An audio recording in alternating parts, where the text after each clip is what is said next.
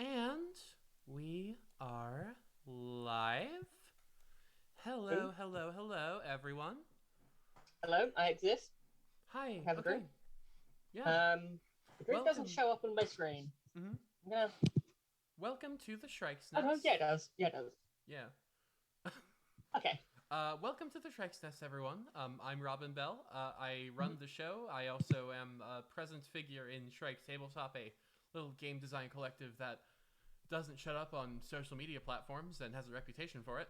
And I'm Mm-hmm. joined today with another famous, somewhat famous designer. People know your work. I can mention you, and I can just mention Dungeon Bitches so people know it.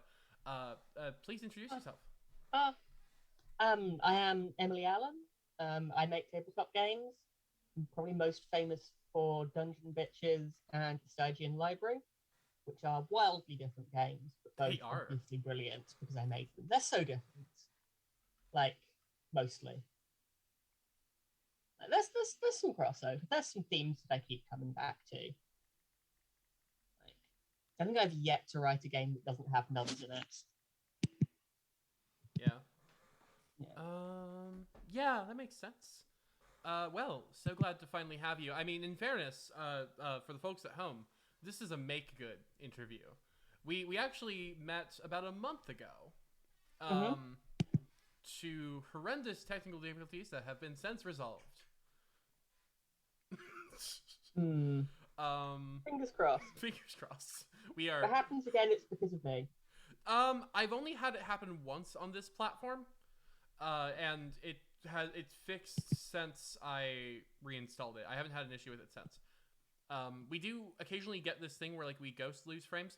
I'm not going to tell people about the Hmm. technical issues on my stream because that's apparently not a good thing to do professionally. Um, but Hmm. welcome all, welcome all. Hello. Today we're going to be talking about, well, I did kind of put us up for our discussions last time. However, it has been a full month, and I'm sure you've got so many more Emily thoughts since then. So many more Emily thoughts. Oh god, now I have Um, to have opinions, like, don't I? well, I mean, no, like right now, okay. I know a lot of people are going to be watching this for Dungeon Bitches, so we will get to that. Yeah. Let's be real, like what people are watching you for, it's Staging Library or Dungeon Bitches. But Yeah. you are currently working on, we were actually talking about right before the stream, a Drukari game. Yes. Or Um, legally not Drukari. the term I'm using is horrible space elves, which is different to legal terms. But yeah, no, it's a game where you play as horrible space elves being decadent and fashionable back in their dark city, and then going on raids to catch humans. And it's very problematic. It's very evil. Um, our protagonists are bad people who should be cancelled on Twitter. But you know, it's one of those things where what's the phrase I've heard? Just because they're a character that you like doesn't mean you approve of them, and Yeah. it's okay for villains to be bad. Mm-hmm. You know, like they don't have to be sympathetic. They don't have to be secretly good. It doesn't have to secretly be justified. You're just playing as bad people, and it's okay to be bad people sometimes. You know, like and like it's cartoonishly evil enough that like yes, you can see applicability to real world nastiness, but like your horrible space elves running around on your flying boats doing massacres with your super weapons. You know, you're Doctor Doom. You're not real world fascists. Yeah, for sure. I mean, I find that to be true of most good games in that specific legally unidentifiable grimdark setting. Mm-hmm, mm-hmm, Um, because we're currently playing one developed mm. by Rosalind Chapman. Um, on the Thorn system. Oh yeah, yeah, Um, yeah. The 40k form, which yes. is legally distinct.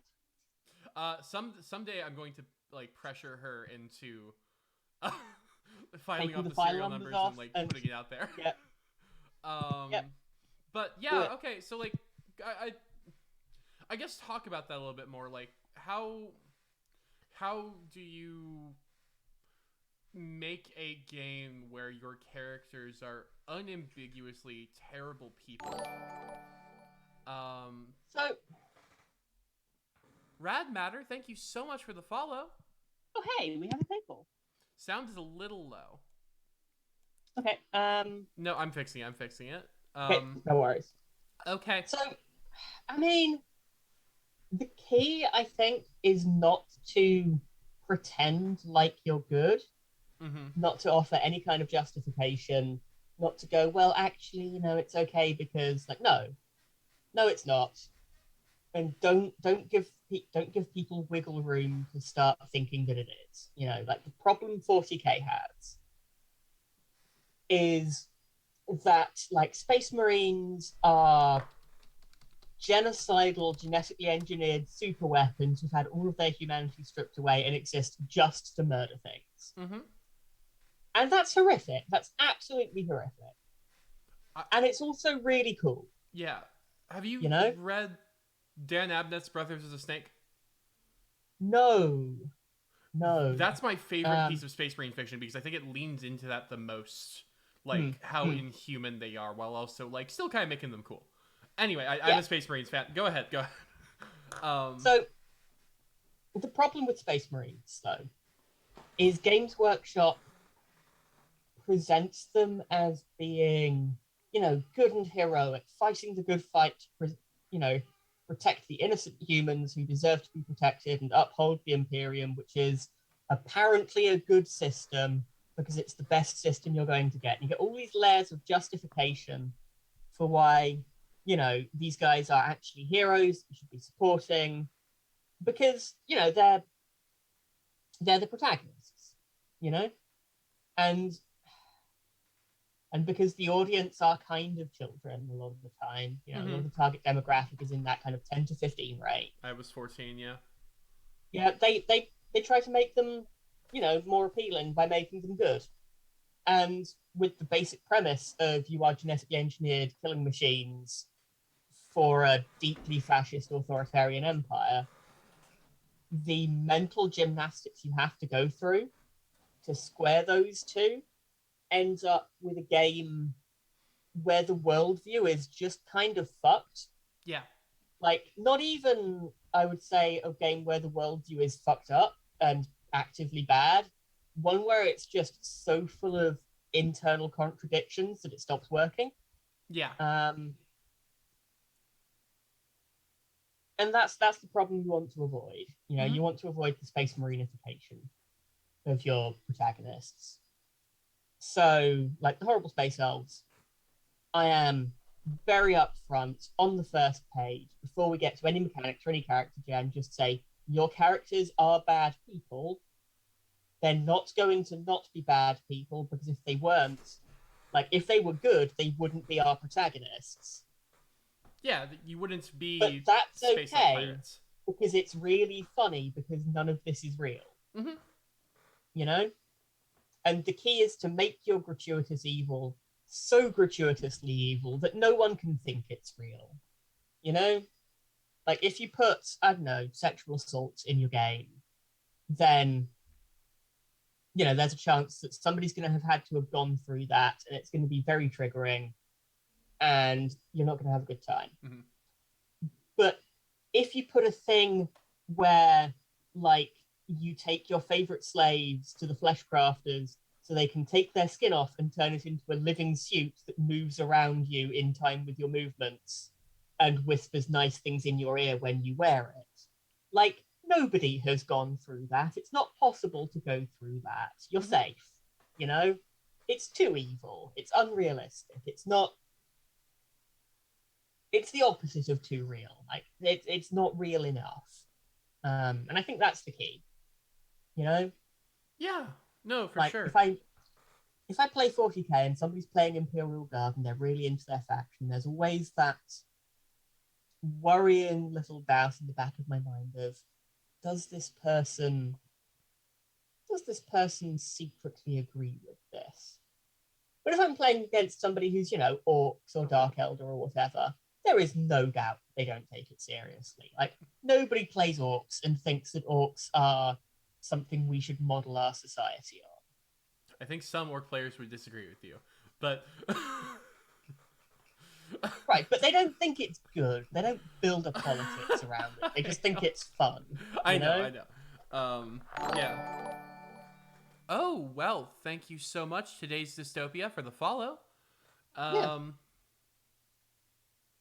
But yeah, it's... Yeah, be the NB, we should paint everything red, yeah, make it go faster. Oh, yeah, absolutely. Mm. I mean, I say that. What am I collecting at the moment?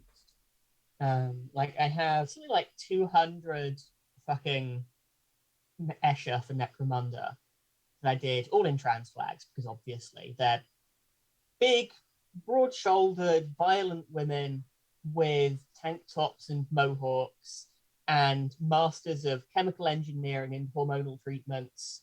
And, like, Games Workshop, I don't know if you did this on purpose. I genuinely don't. I can't tell. But they've either sneakily on purpose or through sheer coincidence accidentally made the most queer-coded thing I've seen in gaming ever in House Escher. It's hilarious. They are 100% massive dykes, and I love it. So I've got that. And I'm making some Dark Eldar at the moment, which are...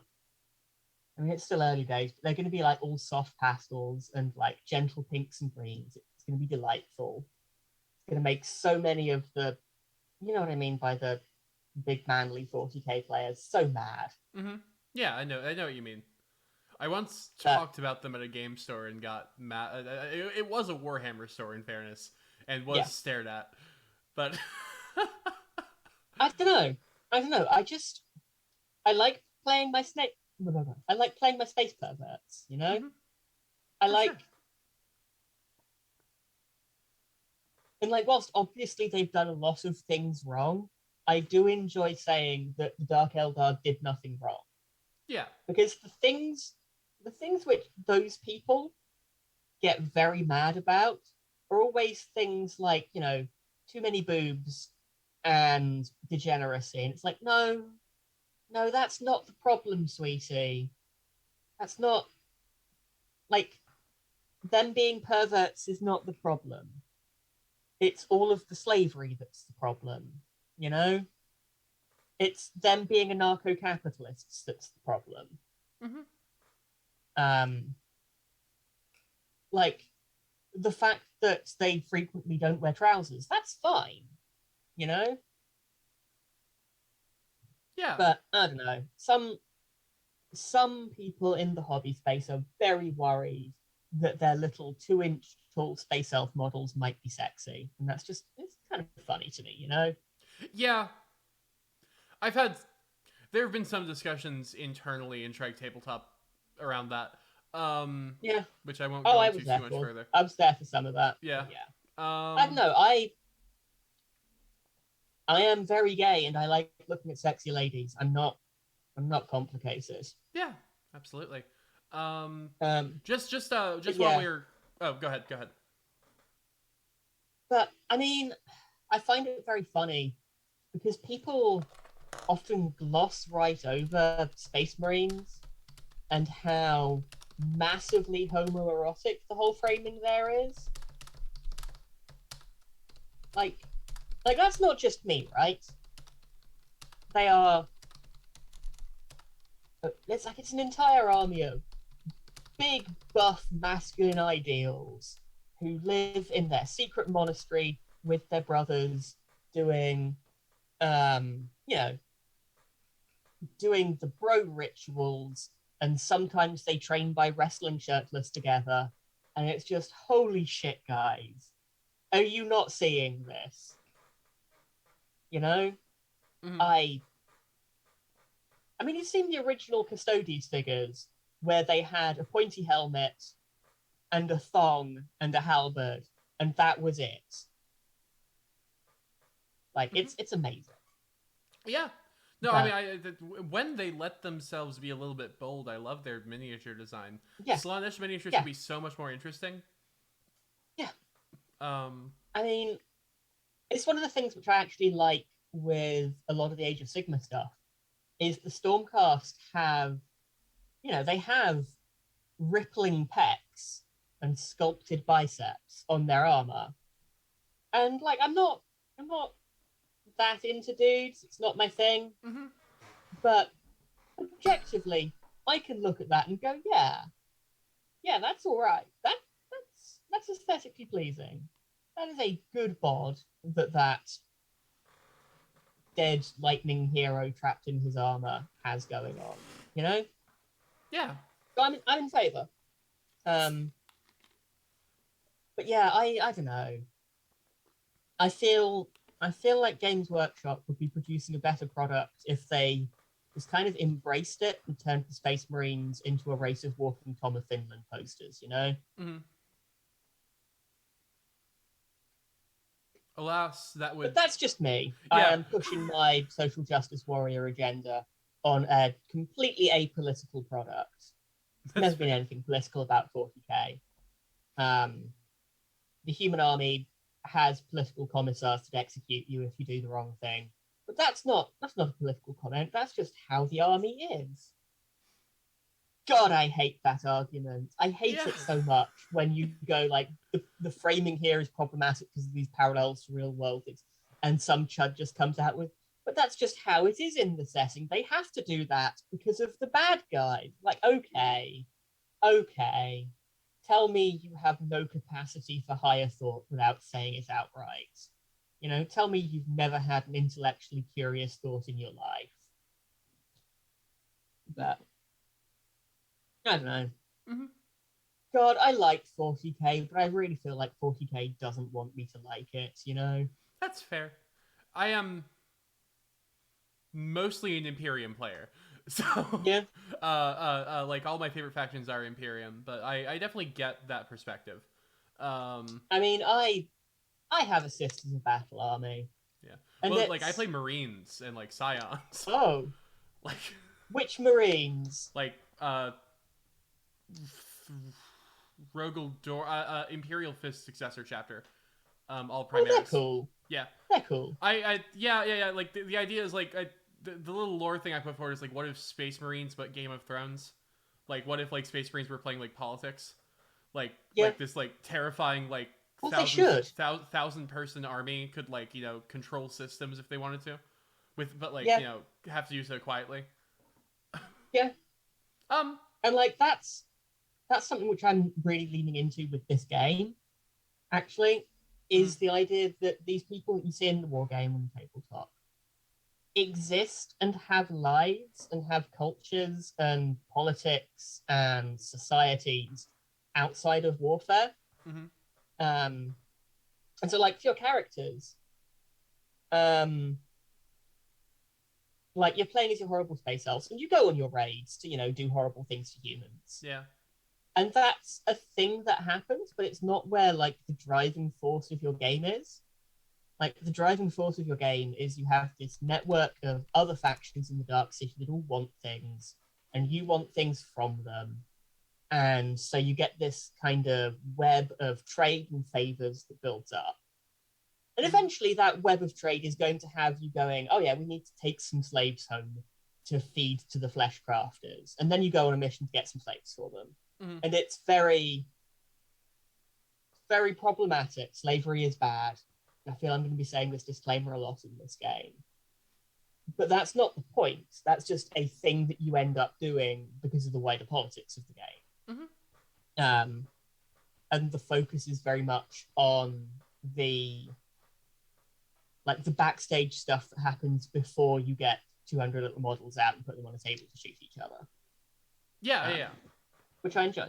Yeah, absolutely. And does that game have a working title? I am currently working with Horrible Space Elves. Apt. Like, works. Yeah. I think I don't want it to be too serious. No, it's very clear that like your approach is like one that like would thrives on leaning into the absurdity of it. Yeah, like it's black humor. It's very much black humor. Which is Um, what 40k at one point was. Yeah, like in like the 90s. it still is, but Yeah. only when you read the Orc Codex. Hmm. Orcs are still allowed to be funny. God bless. God bless. I love orcs. They did nothing wrong. They are my precious little boys, and I will defend them. uh, uh, this is not a 40K stream, but I like my favorite orc thing is like how the video game Space Marine represents Yep. orcs because they Yeah. make them both a terrifying existential threat while also just being a bunch of little meme boys. Yeah. Yeah. I mean, um, that's the thing. Um, like one of the best war games I've played is Gorka Morka. And Gorka Morka is not a fair and balanced game. It's not a game that you can play competitively. But every game you play will be fucking hilarious. Like something stupid will happen, something ridiculous and unexpected will happen. And it'll be completely unfair. Like one side will lose 5 of their 10 models in one explosion, but it'll be funny. Like the first game I ever played, I was playing as Rebel Grots. And the Rebel Grots have one of their vehicles is pedal powered, and it goes forward d6 inches for every model pedaling on it. And I put all of my Grots onto my little pedal powered truck. And on the first turn, they all rolled 5s or higher, and my entire team just shot off the edge of the board, and that was that. mm-hmm. And then because my enemy was way stronger than me, everyone leveled up. It was amazing. That's interesting. I haven't played that one. Is it skirmish or is it like It's army? skirmish. Okay. You have like a couple of vehicles, maybe a dozen little dudes, and they all have their own names and their own skills. And like they'll pick up, like injuries as the campaign goes by, and they'll get XP. Mm-hmm. It's Necromunda, but everyone is orcs, and it's funny. Yeah. And I really rate it. I really rate it. Yeah. And like as much as I love new Necromunda, I'm very glad the Games Workshop hasn't picked it up and isn't going to, because the original version is perfect. That's fair. I'm fairly fond of the new kill team, although I don't like how it's balanced entirely. As a Space Marines player, I don't like how they do the fire teams thing. But I've had a lot of fun with Kill Team. Yeah. Like it's less of a narrative system than something like Gorka Morka is, but it's very like you can really customize things. You can have like these are my dudes, and you can make things individual, and I really enjoy that. Yeah. But yeah. So like I think. Go ahead. Yeah, like dialing back. Before we went off on this one massive tangent, I think a game needs to be really, really clear whether its protagonists are people you are meant to side with, or meant to be like complicated without clear answers, or they're just villains and that's fine, Yeah. And like playing Era of Silence, I think Era of Silence takes the it's complicated approach. Correct me if I'm wrong.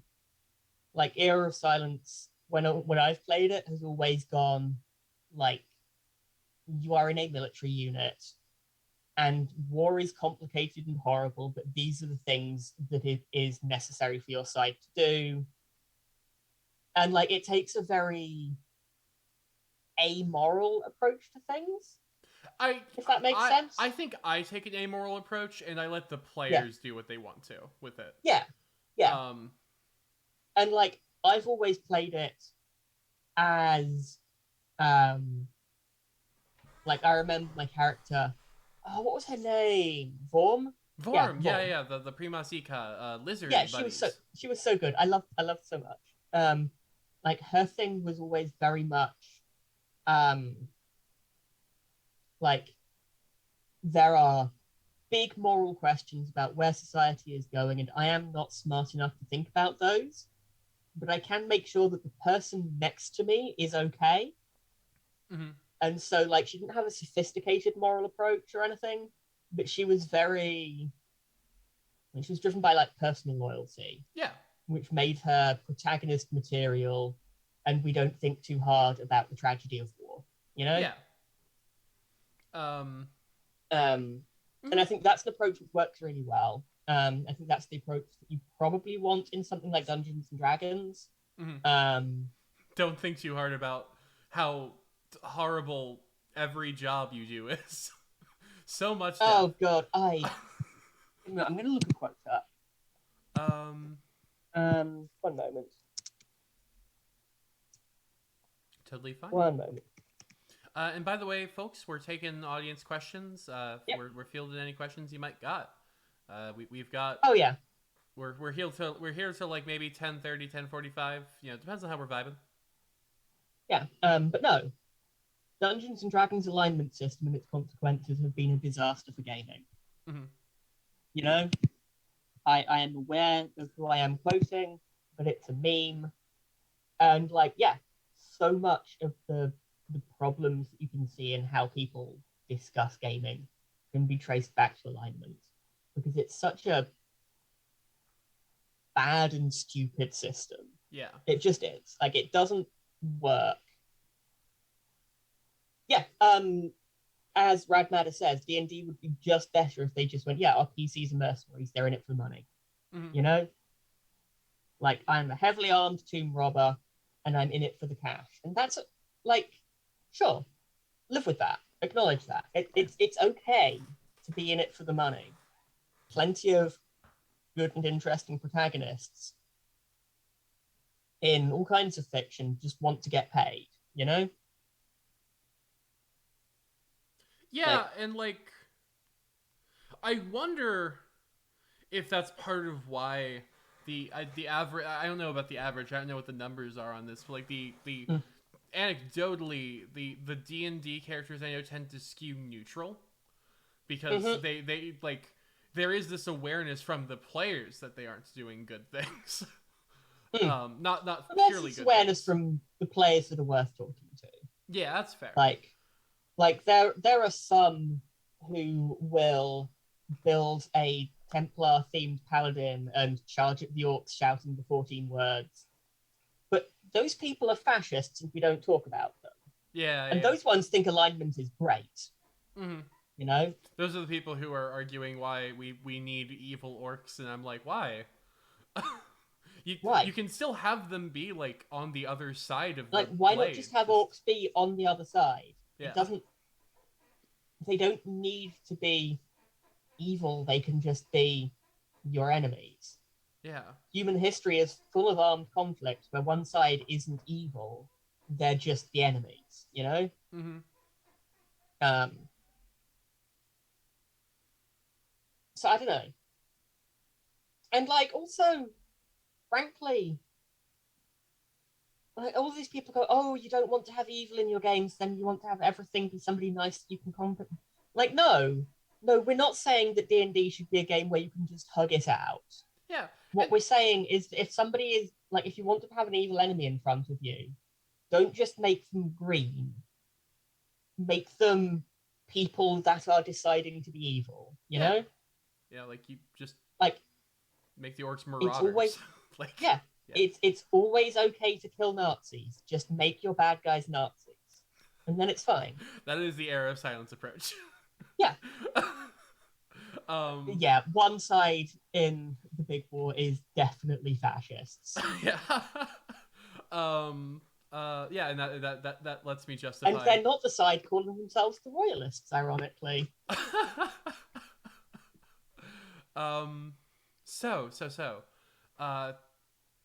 This has been a really fascinating tangent. I know a lot of people probably are here, you know, curious about, well, obviously, recently, you know, in the last year, you've released Dungeon Bitches with your team, your 3-person team, you, Khan, and Sarah.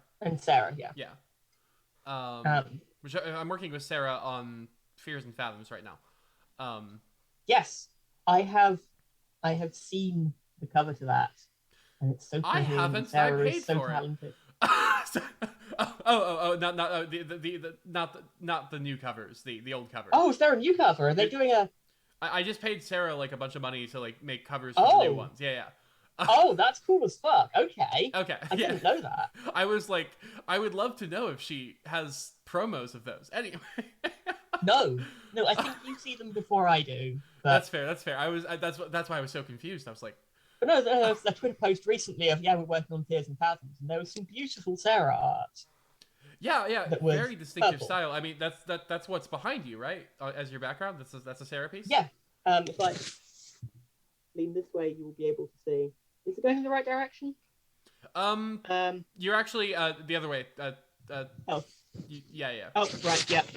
Um. Uh, Well, enjoy looking at someone's bum. it's fine. But yeah, no, Sarah's art for Dungeon Bitches was fucking gorgeous. Absolutely. It was one of the appeals of it. I mean, Like I even remember, before I really knew your work personally, I knew like the art style. yeah, like I remember when I first put like the first draft out on my blog. Sarah pretty much just DM'd me going, "Oh God, I love everything about this. Can I do your pictures?"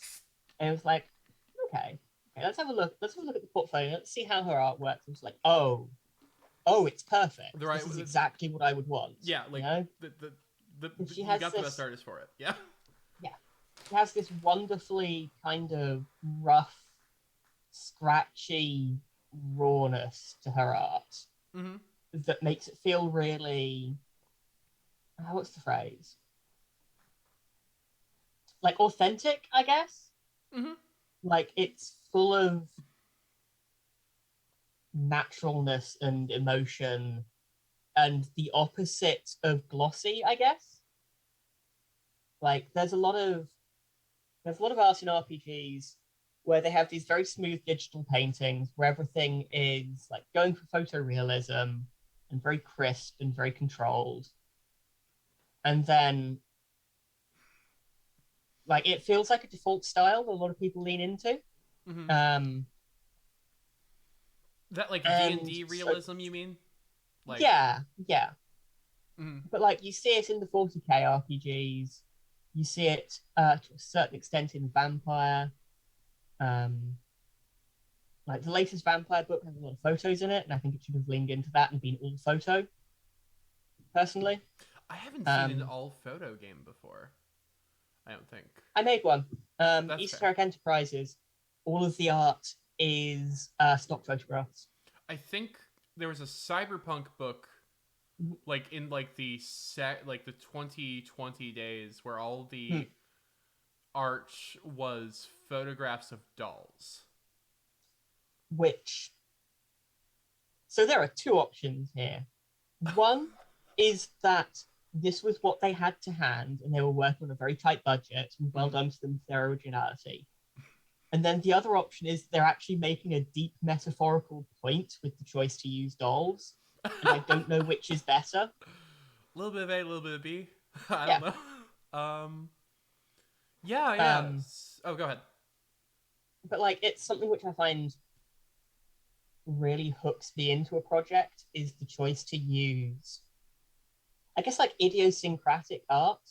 Um because I mean I'm gonna point to Jira Science again. Moss's art is very smooth, but it has a sort of almost like Art Nouveau thing going on with it. It's very kind of flat and a little bit stylized and a little bit comic booksy almost. Yeah, comic booksy. You know, Definitely anime in the more recent pieces too. Yeah, it doesn't try to look super photorealistic. It just goes for like this really vibrant, saturated stylization, which I think really works. This is not an Era of Silence stream. I have to show you some spreads. We've added watercolors Yeah. to the pages. Anyway, Oh, so I mean, it's not an Era of Silence stream, but it's a game that we have both played together that we have strong feelings about. You know? yeah. I appreciate it. I appreciate it. That's high praise coming from you. So I mean, so despite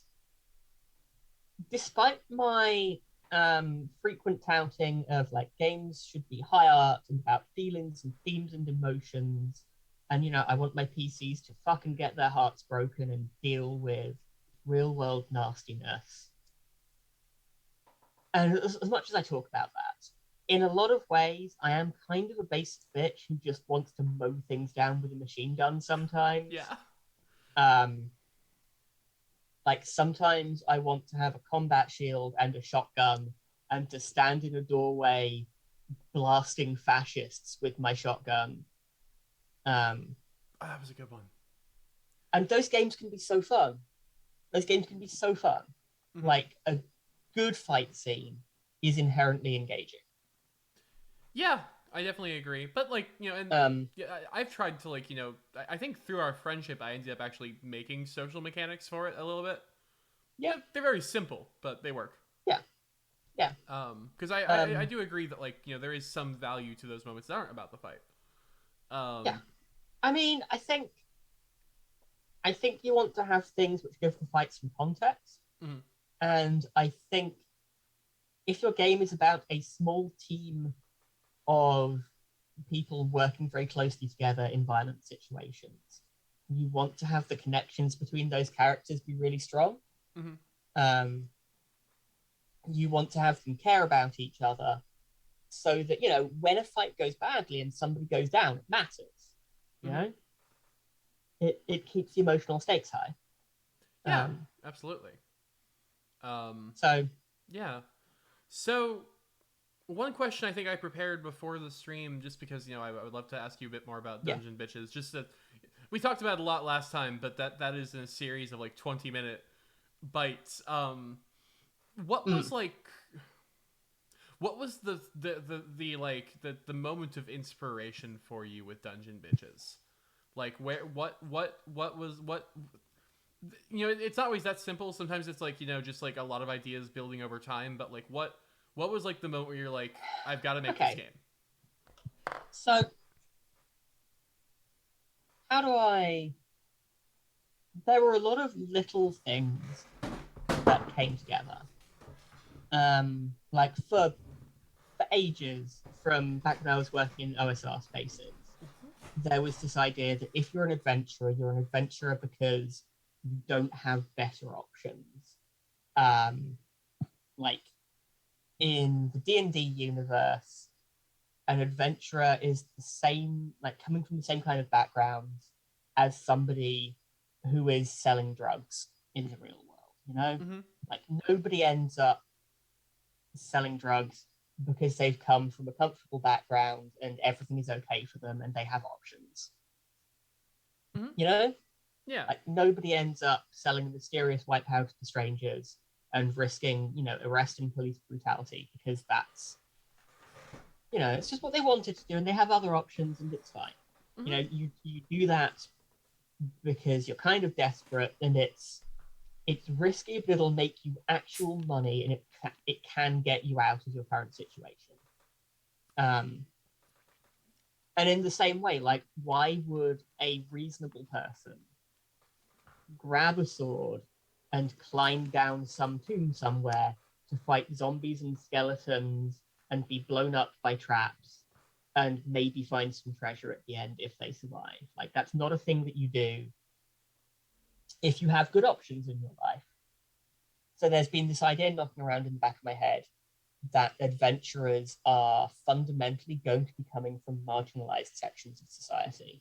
They're Mm-hmm. going to be people who are coming from poverty or from like very downtrodden groups or have been kicked out by their families, um, who are doing this stuff out of desperation.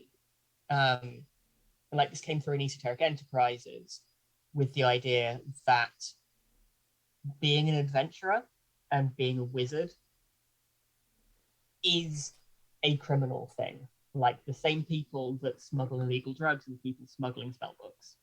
Um, Mm-hmm. and that is intensely a game that is about being marginalized.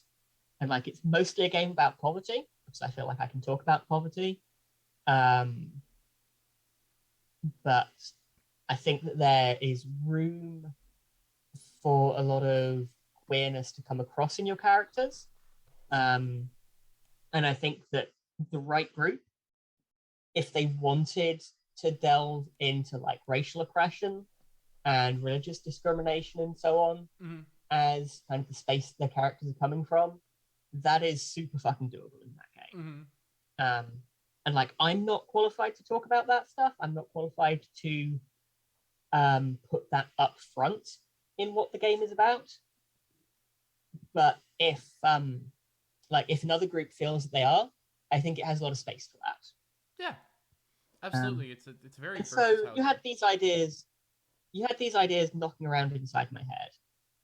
And you had that thing which I wrote about wounded daughters, which again it came from a lot of places, where there's Watership Down in there, and there's a little bit of 40k's Nurgle in there, and there's a certain kind of characters I've played in a lot of games where they are somebody who has become focused on survival outside of society for so long, they've lost the bits of themselves that make them able to be part of that polite society. I've played it a lot in Vampire. I've played it a lot in Changeling. It's a theme that I come back to a lot. Mm-hmm. And I was kind of thinking, okay, well, what is the core conceit of all these characters? How do they get like this? And the Wounded Daughter came from that. And then there were other little options knocking around. Like I had not a character option for Corpse Dolls, which is again kind of gendered, and it deals with you have been made to be something, and you failed at that, and you've been cast out, and everyone thinks you're a monster now, which is thematically very rich, thematically super rich. And so I had all of these ideas knocking around in the back of my head, not being connected. And I saw a thread on 4chan. Shameful admissions, but it was years ago and I got better. I saw a thread on 4chan of what if there was an OSR game, but everyone was lesbians? It was like, wait a minute. I know that you're joking and you're going to make this into a porn thing and it's going to be dreadful. But I could actually make this and take it seriously, and it'll be good. So I did, out of spite. Hell yeah. And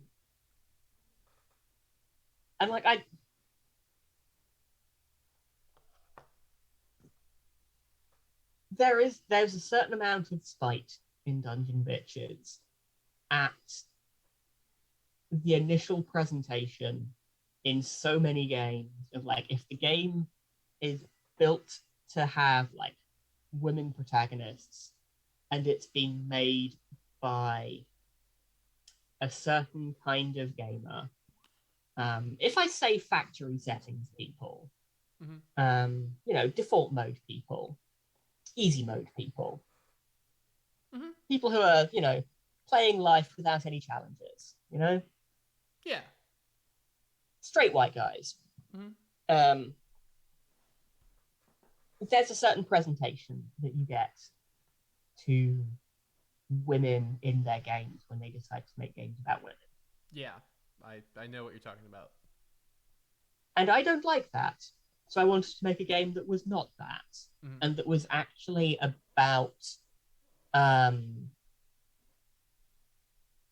you have this experience that I've found really strongly where queer women will find each other and will just kind of band together and be like, no, obviously we're here for each other, and obviously we're looking out for each other, because look at the state of the world, you kind of have to. And this is a pattern that I've seen over and over again in so many different scenes and so many different communities. And so I wanted to make a game that was actually about that. And then, I put a bunch of sex and horror in it, because I like sex and horror.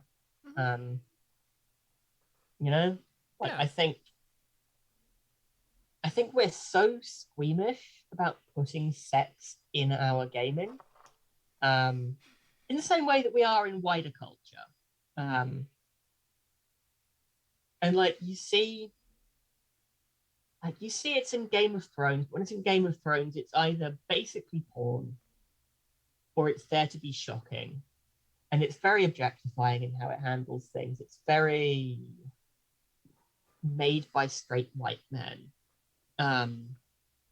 But again, you can have sex in your fiction that is just there as like an outgrowth of other character dynamics, you know, and that means something for character development, and that is like a plot point. You know, it matters. Um, and I think particularly if you are doing romance games, if you're doing like games where characters have romantic relationships and they flirt with each other and all of these things, then sex is going to become a part of that unless you deliberately snip it out. Mm-hmm. And so fuck it, put it in, you know, make it a thing that you just handle, and it's like, yeah, this is here. We're all grown ups, we're all sensible people, we can handle this, you know? Yeah. And like there's a lot of stuff in Dungeon Bitches which is meant to be shocking and kind of unpleasant to have to get your teeth around and confrontational. You know, there's a lot in the game that is meant to make you a little bit uncomfortable when you read it. But the sex isn't. The sex is meant to be the nice thing that happens in between those bits. You know? Okay. And like I say sex, but like also like the romance and the interpersonal bonds between your characters and the camaraderie and sisterhood, like all of these things blur together. That shit is nice. That shit is how your characters stay in one piece. Yeah. So, and I think like it's Dungeon Bitches is a game which has, you know, it has explicit sexuality in it. And also it has some really nasty stuff. You know, it goes, yeah, the world is full of very unpleasant bigots and they have power and they will use it to hurt people because they can. And it has some of that very confrontational stuff. But those two things are kind of separate axes to me, I think. Like you could make a game which has that like reckoning with bigotry in it. Or you can make a game that has a lot of romance and a lot of sexuality in it. Or you can make a game with both. Or neither. Like they're not connected, they're not linked. They just both happen to be things that I wanted in a game. Yeah, absolutely. You will notice that the game is also full of nuns and spiders, because those are things that I like. The nun in the corner of the screen being your like famous, like, you know, I think the image most people know you by. Yeah. By Sarah Carapace, of course. Yeah. Like I play a lot of nuns. There was a Dungeon Bitches stream I was on fairly recently where I was playing as the world's most inventive heretic. Who was a nun. Yeah, I think I saw you in costume. Yeah. And she was very fun. Yeah. But she was like a lot of people don't want to have religion be a big theme in their games because it's not a big deal to them, or because they have issues with religion or whatever. But I find religion is something that's really fun to explore with a character. Like I think most of my characters that I play are religious in some way. Yeah. Even if it's not conventionally religious, like they always have faith in something. They always have some kind of larger philosophy that they care about. Yeah. Yeah. And so I really wanted to signpost a couple of options in the game for you to delve into that. And I think Dungeon Bitches, like it has the Runaway Nun, which is the deal for if you want to do religion. But I think there's also some space in there, like the Wounded Daughter and her connection to the Wounded Mother has some elements of that you can go into. I think that you can do some stuff with spirituality with the Virgin Huntress. I think there are ways, you know? I think it's a game which has, like, it's not the central theme of the game, but it's a theme that can emerge easily if you let it. Absolutely. Um, I think we're peers in that. hmm. Because I consider Era of Silence to be a very religious game, and I don't get it when people don't get that. Like, I think, like, the background which I've read the most on and, like, delved into is the Prima Seeker stuff.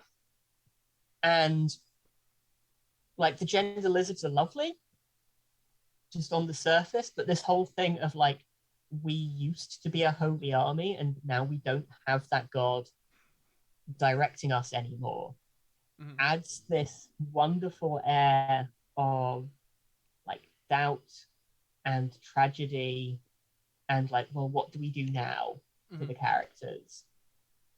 That, like, if I was playing in a longer campaign, I would love to get my teeth in with them. Absolutely. I mean, you're welcome to stop by one of our sessions anytime. Yeah, yeah, yeah. I this was just more of a little bit of an aside because I've thought about that with us before because I don't think we've ever actually talked about that privately. But going back on topic, just I don't want to make this an EOS stream. Yeah. I'll make like a EOS hangout stream someday or something. We can just talk about how cool my game is.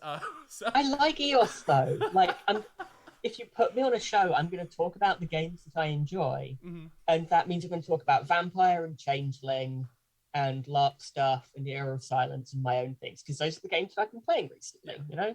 I was thinking to ask about Changeling. Okay, so normally we do like a 10 o'clock break, which would have been 5 minutes ago. Do you want to take a break, or do you? We could, I'm good to keep going. Honestly, I could just power right through. Yeah. Yeah. So I like to ask when I have like a designer on. I like to ask what they're playing. Okay. Mm-hmm. So at the moment, I have 4 games that I'm involved with. Mm-hmm. There is Changeling the Lost, where I am playing. God, it's really so it's not embarrassing. I'm not ashamed of this, but people will be judgy sometimes. I am playing a rich, sexy self-insert who loves cocaine and her fiance and getting laid and is just like a delightful hedonist, drunkenly stumbling her way through life, doing her best to be nice to people, but also sometimes she's kind of too plastered to really know what's going on. Mm-hmm. And like that's a very surface level assessment of the character. She has a lot of stuff going on with like underneath it, like how did she get this way? And like how she got this way is fundamentally brief. Like fundamentally, she got stolen from the real world by fairies, and when she came back, like decades upon decades had passed, and her family had all died without her. Everyone she loved was dead. And so there's this undercurrent of like, well, I used to have a husband and he grew old and died without me. And I used to have a baby daughter and she had a whole life that I didn't get to see. And now I've come back. Mm-hmm. And like, I can read her obituary and I can talk to people who knew her later in life. But, and like, there's a lot of really interesting emotional hooks you have going on there. Like, I know there was one scene which I had where I was playing her and she was kind of drunk. And she was being, you know, it's a kind of bubbly drunk. And she just kind of offhanded mentioned, like, oh, yeah, no. Like, the first thing I did when I got back from Fairyland was, you know, I checked to see what had happened to my family. And it turned out, you know, my daughter was dead. And I never got to know her. And she had this whole life, and it was horrible. And I didn't even get to go to the funeral. And like she was very drunk and very blasé when she said it. Apparently, I made the other player in that scene cry when I did that, Aww. which was just yes. That is fair. Oh, the pathos. I mostly GM and narrate, and like whenever I can like get tears, I'm like, okay. Yeah. Yep, this has succeeded. So that's Jenny. Jenny is wonderful fun. I love Jenny. She's such a mess. Like, there's a scene she's in right at the moment where, like, she'd had an argument with a friend, and it's really hurt her, but she's not letting on. So she's gone to the club, kind of take her mind off it. She meets somebody there and goes, "I've got this goblin wine. Do you want to get off your tits on goblin wine with me?" Ha! And she doesn't know what the stuff does. And it turns out that what it does is you start like physically feeling sensations from the people around you. So her new friend drinks the goblin wine, feels how hurt Jenny is physically, and absolutely breaks down. And then it kicks in for Jenny, and Jenny starts feeling this person being like scared and in pain. And it kicks in for her. And they're having the worst trip. It's absolutely terrible. They're sat in the toilets crying at each other. Yeah, and I love it. She's such a mess. I've done enough IRL drugs. That's an actual thing that happens. That is an actual thing that happens when you're like, it's an empathetic high. Yep. And if the people around you aren't having a good time, you go into like, who else am I playing? There is Empire LARP, which is a big UK LARP. It's very 2,500, 3,000 players. Oh wow! Yeah, it's massive. It's really cool. Are they all showing up at the same time, or is it just kind of? Oh wow! And like it's divided into groups, and then divided into subgroups. So like my actual group in the game is like a dozen or so players. That's still a fair amount of people. And so those are the people I'm going to be having a lot of my interactions with, as we have a little relationship dramas, and we talk religion. We're there for each other, and then we go out and interact with like the rest of the field and all the other players, and deal with our stuff, and then come back in the evenings to have dinner together. It's really nice. Like, God, if any of my chapter ends up watching this somehow, God, I love you guys. You're all so wonderful. Like having that stable base of a lot to come back to, of people who are just nice, where you can just kind of relax and have dinner. And if somebody is having a bad time, somebody else will give them a back rub. It's just comfy. But so the character which I played there is a theologian and poet. She has very strong opinions about virtue and why people are doing it wrong. And also she writes, a very sparse, minimalist, elegant free verse about her feelings. It's very fun. Yeah. LARPing is your bigger connection to the tabletop world, is it not? That was like, if I recall, we talked about it. That's just been like a big part of your life, I think, more so than it's ever been for mine. So do we want to have my blisteringly hot take about tabletop RPGs that will piss people off? Can we do that one? I think that's why you're here. So excellent. So, in my opinion, you have LARPing, which is very immersive, very in the moment, very like you have your props and like the actual smell of campfires and incense and food, and like to a certain extent, like if you want to do a thing, do it. If you want to persuade somebody, be persuasive. If you want to kill somebody, hit them with your sword. If you want to steal something, be good at sleight of hand. And it really pulls you into the moment, and you get massive bleed. You really feel what your character is feeling. You feel like you're there. It's so fucking good. Go to a good LARP. There is nothing like it. And then I do a lot of text-based, like chat room RP, where like we'll be using the rules of like Vampire the Masquerade or Changeling or whatever, and we'll have like a dice box for that stuff.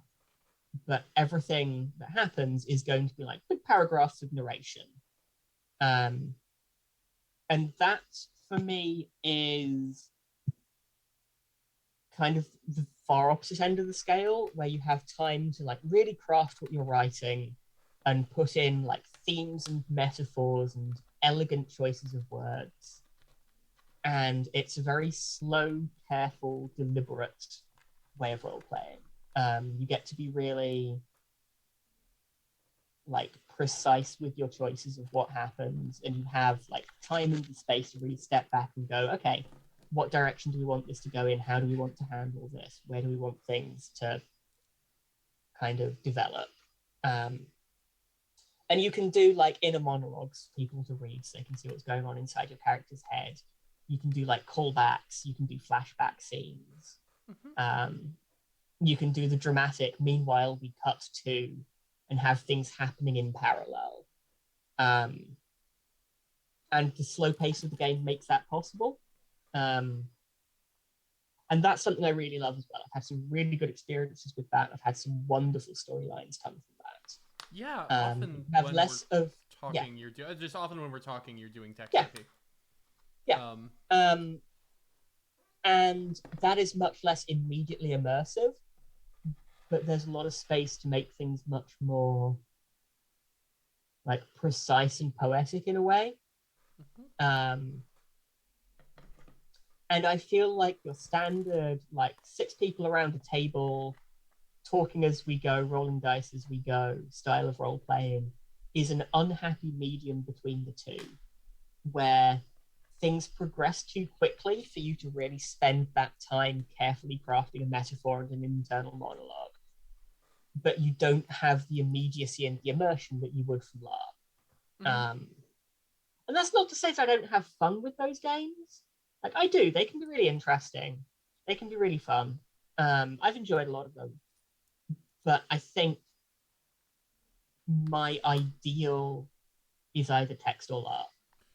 And I think in part of that is because to you, I think what you value most in a game is the emotions and like like, you know, the role playing side of the role playing game dichotomy. Just we talked about this before because we come from like 2 different areas with that. Because I'm very much on like the put me on a grid, give me some choices, let me be a character while I'm making those choices. Yeah, and like I think it's not that I don't enjoy that style of gaming. But for me, that's a change of pace, you know? Yeah, for sure. That's I want to do something a little bit lighter where I don't have to engage the emotional intelligence side of my brain, and I can kind of think tactically and feel clever, you know? Those games are much more of a palate cleanser for me rather than the main meal. That's fair. Yeah. And I think, like, if you do want to play a game where maybe there is like a map with miniatures on it and you're making tactical decisions, and do you know what I mean when I say you have a game where combat happens in initiative order? I think in those situations, the live game with a small handful of players works really well. Because, okay, I'm going to preface this with, I don't mean this as a negative thing. Sure. It's just an observations I have about like where the influences are coming from. Yeah, we come at this from a different spot, but it's cool. Yeah, like I think a lot of that gaming takes influence from war games and takes influence from board games. And that style of game just works better when you have that live conversation and that chatter at the table happening with them. Like playing board games very, very slowly over a forum is the most tedious thing in the world, and I don't understand why anyone would do that to themselves. But playing a board game like in person, or like whilst you're in a live chat with somebody, is really fun. You know? It's a thing which I've done a lot with a couple of my partners, is we'll get like an online host for board game, and we'll get on voice chat, and we'll just, play some fucking... So the problem is I don't have like a default board game to go to here. I would say play some Monopoly, but don't play Monopoly. I have a recommendation if you're looking for one. Yes? Zaya, yes. Legends of a Drift System, if you can get it. Okay. It's like... I think it's just the right amount of storytelling for you because you get to customize Yeah. your little ship and like choose how you That's play. cool. Yeah. Anyway, sorry. I'm playing that on Thursday as part of Oh, a double cool. date. I'm very excited. So, So one of my favorite, it's not really a board game, but it falls into the same marketing as board games, is, do you know Gloom? yeah, my sister's a very big fan. I love Gloom. Mm-hmm. Like, Gloom is one of those games where it's not built with very narrative mechanics into it inherently, you know? But just the little snippets of atmosphere that it has and the tones it conveys, you always end up with an amusing story emerging. Mm-hmm. And I really like it. Yeah. Like, I feel like something like Gloom is my go-to for that style of play. Mm-hmm. My sister's a theater kid, and so I kind of think of that as a theater kid game. But I think that also is probably the right thing for you too. So, I mean, I was in the theater club when I was in secondary school. So this all makes sense now. I finally have you figured out. Anyway, I remember, oh god, my big moment on stage. My brief for the character was, you are going to be a little portly, kind of middle-aged store owner doing their morning ablutions, and we want you to sing O Sole Mio as badly as possible. And I can do that. I can sing badly. mm-hmm. But yeah, it was tangent. No. But yeah, going back. Yeah. Like, I think a game like Era of Silence or Valiant Quest, like, shout out to Valiant Quest, favorite game of Shrike. Oh, Valiant Quest is so good. Like, Rosalind has looked at a certain style of like fantasy game where you fight skeletons and gone, you know what? What if I just made that and it wasn't trying to be anything else, and it was really, really good? Yeah. And she has built like her perfect game for what she wants to play, and it just works. It just works. Yeah. You know? Like, you know it. Like it. Dan raves about it. Like my co-writer, co-Shrike, Dan, and like Dan's not like the kind of guy who gives up praise easily. Yeah. It's like his and favorite tech combat game. You see the front cover, and the front cover is like a topless barbarian babe with a big sword facing off against an evil horde, and the game's title is like a heavy metal logo.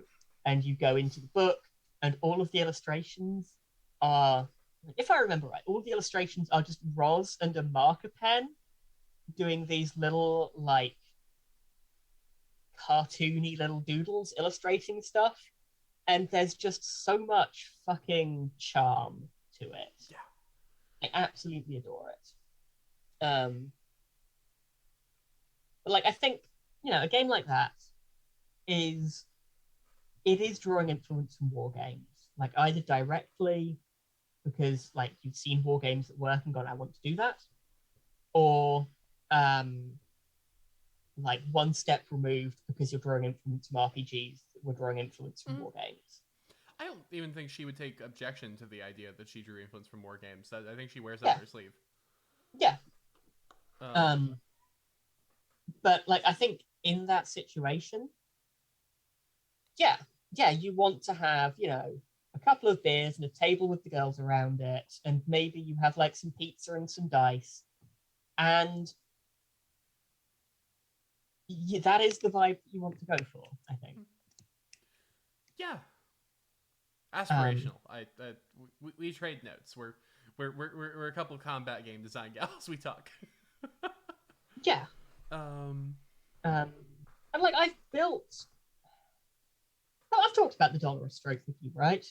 Yeah, but for the audience, I don't know if the audience knows. Go ahead. So the dollar a stroke is a game about chivalrous knights from medieval romances running around doing quests. and it's very kind of fairy tales and medieval fiction. And like when I say romantic poetry, I mean romantic poetry as in it's about a kind of idealized dramatic world and goes on for hundreds of pages rather than romantic poetry as in like about romance. This might just be coming because I have a little bit of a history degree. Like Yeah. the romance, the romantic period is defined by nostalgia Yeah. for the Middle Ages. Yeah. Mm-hmm. Yeah. It's coming off that, you know. It's oh god, I can't remember the name of the guy, but like there's one artist who has like basically all of his paintings are beautiful red-headed women and knights in armor in something that is somewhere between a garden and a forest. And like it's you're living your best life, my man. And I want a game that's about that. Mm-hmm. And so I wrote the dollar a stroke, and I genuinely cannot tell if what I've made is a war game or a role-playing game. Because like it's explicitly miniatures combat with freeform interludes between it. But at the same time, there's no points values or victory conditions or anything like that. It's just, yeah, well, you know, you have your characters, you have your little dudes on the board. What would they do in this situation? What are they prioritizing? It's okay to change your mind partway through a fight and to suddenly no longer want to steal the evil cursed magic sword and to instead wants to, you know, help the other guy get away from the legion of skeletons you've unleashed. So there's much more of the looseness that you see in role-playing games in there.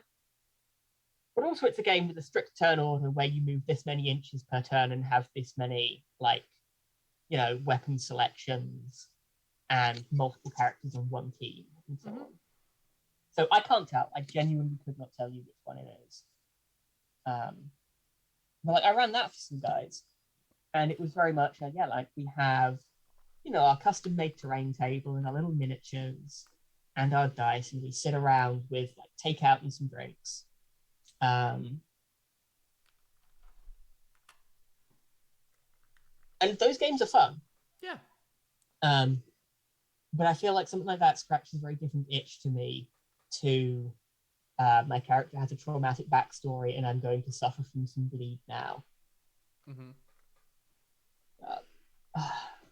You know what is fucking surreal with bleed?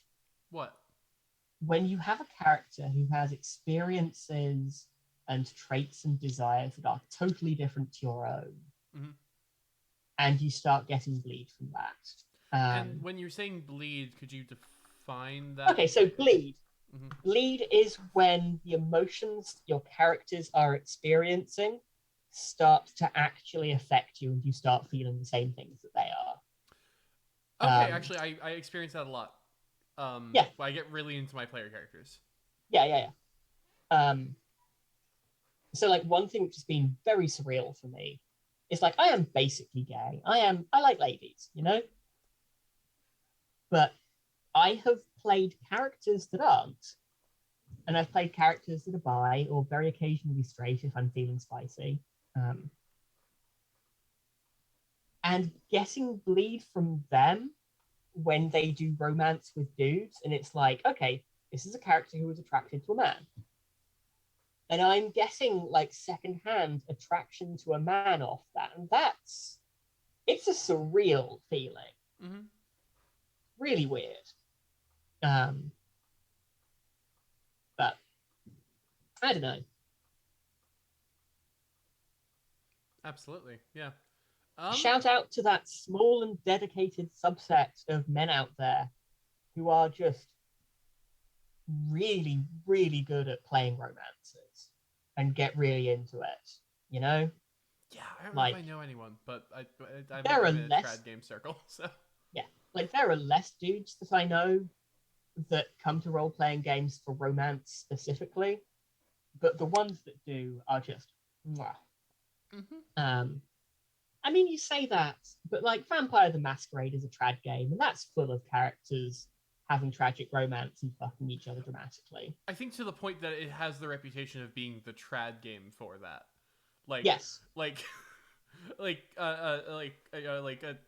it was definitely like the sort of thing where, like, we were like, I grew up like hanging out, like I was like a little like store gremlin. I bothered this man every day because I was homeschooled, and he just let me hang out in his store without paying him money. And just like, you know, the way like we would talk about like the vampire people would always be like, oh, the theater kids. Yeah. No, I know you're very connected to vampire, and that's actually like I've learned so much about it through you because I definitely had a different perception of it before we met. Oh. Yeah, the local vampire LARP is run out of a fetish club. Anyway, so. Oh yeah, that does also happen. Be selective with who you play vampire with, please. Like if you are lucky, you'll get people that want to play like deep and interesting emotional character stories and really delve into like the setting and the philosophical questions about what it means to be a vampire. Mm-hmm. If you're unlucky, you will arrive at what is basically a fetish meet where we all have characters. And like I say this as somebody who is very kinky and who likes smut in her role-playing games. But I go to a role-playing game to roleplay. It's not just an excuse to get laid. If you're very unlucky, you'll come to a vampire game and find people that want to do hardcore political PvP with you, which is a nice way of saying bullying your character until the game's not fun for you. Yeah. Yeah. Those games are bad. Don't play those ones. And, like, yeah. Like with the perverts, I can at least say, like, know what you're getting into, but fine, have fun with it. You can have fun at those games. I've had fun at those games. But, like, the hardcore PvP, it just makes me unhappy. It just makes me sad. But if you manage to avoid those two extremes, yeah, there's some really good role playing that happens in Vampire. Yeah. We're at 10:30. I think I have one more question for you, and then we'll wrap up. Just because you mentioned you just kind of alluded to like your kind of rough experiences with like organized games. In like 10 to 15 minutes, do you want to elaborate on your feeling about like GM-less games and like how those can be helpful? So, one of the things which I find very weird with how a lot of games are structured in the trad space is that you have multiple positions of authority in the game. Where you have like the person whose job it is to sort out scheduling and to, you know, make sure that everybody turns up and to have the books. And you have the person whose job it is to know how the mechanics work and to make those judgment calls on how to apply the mechanics and to be like the person providing structure. This is when this mechanic kicks in. This is how you use this. This is what this dice roll means. This is what you probably want to be rolling right now. And you have the person whose job it is to be handling safety mechanics and making sure that everybody's on the same page with like content and themes and not traumatizing each other. And you have the person whose job it is to handle narration and to shape the main story and to run the NPCs and to do things like scene framing. And these are all wildly different jobs with wildly different skills. And they're all being done by the same person traditionally. And that is really fucking weird to me. Like a lot of the bigger games that I've played in that are LARPs or that are text-based tend to split those divisions up. Like I know a lot of LARPs will have like the person who is handling like customer service and safety and all of that stuff. who does that. And then you'll have like the referees who handle mechanics, who handle you know, this is how this game mechanic is being applied, this is how the downtime system is being run, this is how who handles like character advancement and stuff like that. And then you'll have like a plot team who do the NPCs and write the plot and set up the scenes. And those are different teams that sometimes don't really even talk to each other until they absolutely have to. And it works fine. Yeah. And so I see a lot of that in text-based games. I see a lot of that in LARPs. And so for me, it feels natural to have those roles be separated out. And then in a lot of these games, you have a lot of scenes where it will just be like some players. And you don't need to have a ref standing by. You don't need to have a GM introducing plot. You can just kind of trust players to role play with each other. Like a lot of the best scenes I've had at the most recent LARP I was at, one of the best scenes I had was myself and another poet in the game just sat in a tent over cups of tea, complaining about how everyone but us is stupid. And like there was no plot happening there. There were no mechanics involved. It was just two characters being characters of each other. And so this idea that you don't need a GM's guiding hand behind the wheel to be able to roleplay comes into a lot of my thinking there. And so from there, you come to the approach which Dungeon Bitches has, where Dungeon Bitches doesn't have like narrative setting mechanics like a lot of GMless games do. Like a lot of GMless games have like very systematized numerical or token based or dice based systems for, and in this moment this person makes the decision. For Dungeon Bitches, it's not that. For Dungeon Bitches, you all have a player character, and if in that moment you are doing GM things, you are a GM. Like if you have decided to introduce a plot element and you've gone, oh yeah, no, my character's dad is an abusive piece of shit who like is big on the town council who controls things, then every time the plot starts to deal with that, you'll be the one running the NPCs there. But like it divides out like person who knows the mechanics and person who does safety tools amongst the players based on whoever is just best suited for that task. And you will, pick up and put down running the narrative as it suits people. And some people will do that more and some people will do that less. And it's much more fluid. Absolutely, yeah.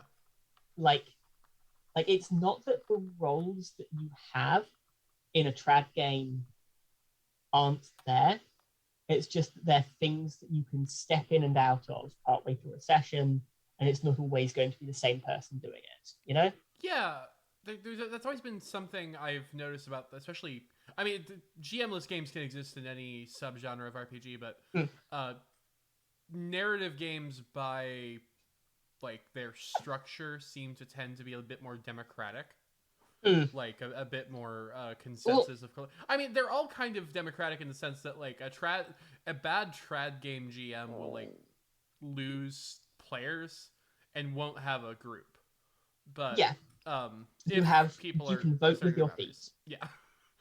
But there's a bit more voting with just like gameplay and like a lot of narrative games I've seen, especially Dungeon Bitches. Like I think a good trad GM is still being quite democratic because they are reading what the players are responding to and reacting to that. And they are, in a lot of ways, reflecting back what's coming from the players. So, like, I think it's easy to categorize a trad GM as being in charge. And that can be a dynamic that people fall into. But I often see it much more as the trad GM is more of like a service provider, if that makes sense. Like they are like you have gone to a dinner party at somebody's house, and the trad GM is the person who's doing the cooking. Is I think a good metaphor for it. But and then I think a lot of like the GMless games that I tend to build tend to be a potluck. Just everybody kind of brings their own thing depending on what they're good at and what suits their taste and what they think people will like. But like stepping away from that metaphor, I think there are two very distinct approaches to how you handle narrative authority in narrative games. Like you see a lot of games like Fate, where there is a very codified, like you have fate points and you spend them to introduce a complication. And you get fate points by letting complications happen to you. And when you get to say with like certain authority, this is a thing that is in the fiction, is a thing that is codified by the mechanics. And I think a lot of people see that style of narrative game bounce off it because it's a bit odd and it can be kind of restrictive. And then there's the other way of doing it where you just go like, yeah, these are systems that you can use when you want to. You're all grown-ups. Handle it as you feel appropriate. Like I know I played Sleepaway, and Sleepaway has a very fluid system of like you codify what the setting elements are. Like you'll codify, like, you know, these are the campers, this is the woods, and these are elements of the setting that deal with certain themes and want certain things. But you'll just like pick up and go, yeah, I'm going to start playing the campers now. And I reckon the campers are doing this. They have, you know, the kids want these things and they're going to be doing this. And you introduce these narrative threads for as long as it's fun to do that. And then you put them back down and somebody else can play them. And it's much more loose with when you can do a thing. And it relies much more on judgment calls. Yeah, for sure. I find that style of play a much better introduction to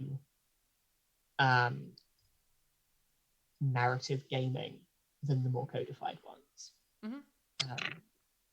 Like I think a lot of trad gamers are familiar with the scene where the GM goes, you are at camp, you have your supplies, you have a dungeon in front of you, but you're going there tomorrow, role play amongst yourselves. And then they just kind of sit back and let the players role play. I structure like it, maybe but... they'll step in, you know, when like somebody starts lying, it's like, okay, well maybe make like a subterfuge roll. Or like maybe somebody will go, okay, so how much food do we have? And the GM will go, okay, well you've got this many days of supplies and you'll be able to get it like this. But a lot of the time it's going to be very unstructured, just people role playing with each other. And I think that if you can wrap your head around that, you can wrap your head around a game that is that, except there isn't a GM who has stepped back, you know? No, that's fair. Yeah. I think because I tend to be in the land of like combat games, that tends to proceed like there are ways to do it. I've seen it's just like to make an interesting tech combat, you know, with certain systems, you need someone who has that. But also, that's still kind of the service role where it's like, you know, well, you're just making, So I think for like a lot of the combat games, like Era of Silence, and a lot of challenge-based games, I put Call of Cthulhu in here, where the challenge is like solve the mystery rather than shoot the bad guy. But it is fundamentally a challenge in front of the players to overcome. You want to have somebody whose job it is to come up with that challenge for players, tune it to their capabilities, and kind of nudge them when they're not pointed in the direction of the challenge, you know? And you want to have a GM for that. And actually, circling back, I think this is where a lot of my worst experiences with GM-less or more distributed games has come, where I've gone to a LARP where it is role play amongst yourselves, and somebody else is coming to this game for a challenge, and there isn't a GM setting a challenge in front of them for them to solve, and so they turn other players into their challenge. And if you are trying to roleplay your character and be immersed, and somebody else is treating you as the obstacle to defeat, that just sucks all the fun out. And it's a really depressing experience. Yeah, I've gone That's on record. not the headspace that you're in. Mm-hmm. Like for a challenge to be satisfying from the other side, you need to be in the headspace of, I am here to provide interesting obstacles, and maybe not quite be on the side of the PCs, but to know that's what your job is, you know? Yeah. Sorry, you were saying? No, I just was gonna say, I think I've gone on record that I'm generally against PvP unless like every person in the game has consented to that. Like my Sunday game actually just had that conversation where like I'm gonna sit down with them. I'm gonna like collect votes privately. Are we okay if PvP breaks out? Because EOS is one of those games where like there is enough political stuff in the background that like sometimes players come to blows. So yeah. So one thing which I would suggest is there's a distinction between conflict between players and conflicts between characters. I've had some wonderful plot lines in games where the characters are massively in conflict with each other, absolutely gunning for each other, hate each other's guts. But as players, we're not trying to beat the other player. We're trying to make interesting scenes and like create opportunities for our characters to show what they care about. And maybe draw to a dramatic close where somebody beats the other, and maybe draw to a dramatic close where like the differences are reconciled and we can tolerate each other again. But these are all things that we're collaborating on to make an interesting story. And I think getting players to do that when there's a conflict rather than just trying to defeat the other player is a really good way of handling it. And like I think if you're in a challenge-based game, it can be easy to apply that overcome the challenge mentality to conflicts with other PCs as well. And particularly if it's very team-based. Snapping out of that mentality for inter-party stuff can be really helpful.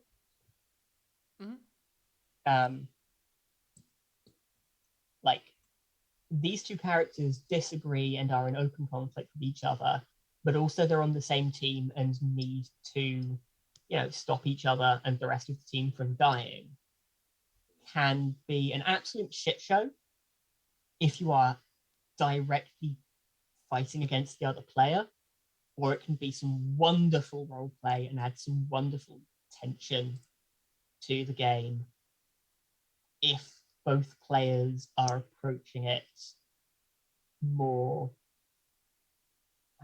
what's the phrase? I guess more as an opportunity to role play at each other rather than an opportunity to fight each other. You know? And the role playing can be role playing where we have our guns and are shooting each other.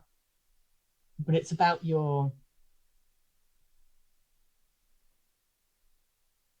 what you want out of it at the end, you know? Yeah, for sure. All right. Yeah. Well, we are at 10:47. Yep, right around when we normally end. So, it's been good. Yeah, I'm going. I mean, absolutely. Thank you. Honestly, I mean, this isn't very far off from how we just talk when we're on a private call. Oh yeah. This I feel like kind of just one of our conversations. I feel like we've avoided the political rants that sometimes happen, but other than that, yeah. Yeah. The show isn't apolitical, but like I try to keep it tabletop focused. Um, Yeah. Um, so there is so much horrible stuff happening in the world right now, and yeah, I don't know about other people. I kind of like being able to turn my brain off and ignore that for a while. yeah. I actually, for the first time ever, just submitted EOS to a bundle. Yeah, For the reproductive yeah, rights bundle. I mhm, hopefully I've got to like approve that apparently, but yep, uh, yep, I'm excited. I hope mhm, that that's like yeah. good. So also just I guess I'll do no here you do your plugs and your stuff, then I'll do my plugs and my Yep. stuff, then we'll sign off. Okay, what am I plugging at the moment? Let's go through these things in chronological order. Games that I have produced. We have Wolfpacks and Winter Snow, which is weird fantasy, Paleolithic, Neanderthals wandering around, melting ice caps, and Dereshoggoths under the ice. There's Esoteric Enterprises, which is modern urban fantasy OSR. Every city has a mass of sewers and cellars and caves and mines underneath it, and there are shoggoths and treasure down there. Also, going down there is illegal. Um, I have Sturgeon Library and the Gardens of Yin, which are procedurally generated modules. They are like you roll up where you're going as you go. It's very whimsical. It's very kind of fairy tale feel. It's very surreal. I'm very proud of it. Um, and then in a radical departure from that, we have Dungeon Bitches, which is a game about queer trauma and sisterhood between queer women and romance and sex and depression. It's a game that's full of themes and issues and comes with a billion content warnings. It's also probably the best thing I've written. It's definitely how I became aware of you. Yeah, I've worked backwards to your catalog, but yeah. And um then at the moment, I am working on Horrible Space Elves, which is totally the opposite of that. You play as evil, horrible space elves doing atrocities, and it's hilarious. Um, absolutely very excited about that one. it's going to be interesting. It's going to be super I interesting to just see want how an it ends up. excuse to field the pastel goth e-girls. I've had it Yeah, in my box the whole time. yeah. Um, so. All right. Thank you so much for being here again. I am Robin Bell. I am the I'm not really in charge, but democratically speaking, they made me do all the things. Mm. they, I have been elected to every single holdable position in the company. Not on Ah, purpose. I begged them to let me do other things. I begged people to take other things, but I am the administrator for Shrike Tabletop, a game studio and a cooperative game studio at that is currently producing Era of Silence. That will be out in August. We're also working on I'm working on a hyper violent momentum combat game called Blood Neon, which I'm hoping will yep. be out earlier summer. I don't think Radman's still here, but my co-writer for that was in chat earlier. Um, anyway, so I think the big thing I have to plug right now is uh, we are basically just like any money we make this month, either to our Patreon, which normally would go to like funding streams and stuff, so I can have people like Emily on.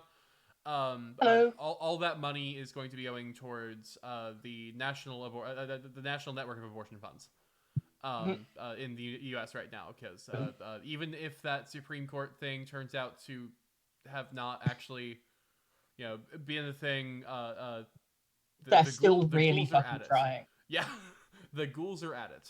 So we're the reproductive rights are human rights, and every little bit of money we make this month is going Yep. to just go to that. Yeah. Otherwise, be on the lookout for our stuff. Oh, Yeah. and I should represent my clients. Yes. Fears and Fathoms is getting a Kickstarter in It's so October, good. and So good. I. I have to ask Sasha what the game's called. She hired me to represent her Morkborg and Forbidden Psalm Oh, thing. I've heard about that. Yeah. I think that one's like more still being worked on than Fears and Fathoms is. But yeah, but we're doing a Kickstarter for that in September. Yeah, with Fears and excellent. Fathoms, we're more just like funding like a deluxe bundle. Like Yep, the base game's done. I'm it doing editing exists. It's tasks on it, really but good. yeah, Wendy is super fucking talented by their games. friend of Like, the company. Yeah. oh yeah, you know, I'm a fan of. I know you are. All right. With that, this has been the Shrike's Nest. Yeah. We will be back. We actually won't be back next Monday.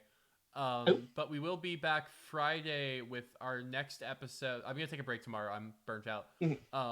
We're gonna be back Friday with the next session of Era of Silence, the Pit of Heaven, Mhm. with Wendy and several other people. Yeah. So, Um, it's last episode of that I saw was super fucking good. mm-hmm, Um, it's just fun. It's just fun. So mm-hmm. yeah, watch it. Yeah. Well, with that, I didn't cut Yeah, you off, right? You didn't have anything else to like actually plug. I'm good. Okay, cool. I'm good. With that, I'm going to bring us muted and go to bumper, and we'll be off. So, thank you all. Have a great night. I'll see you later. I don't have a sign off. I don't.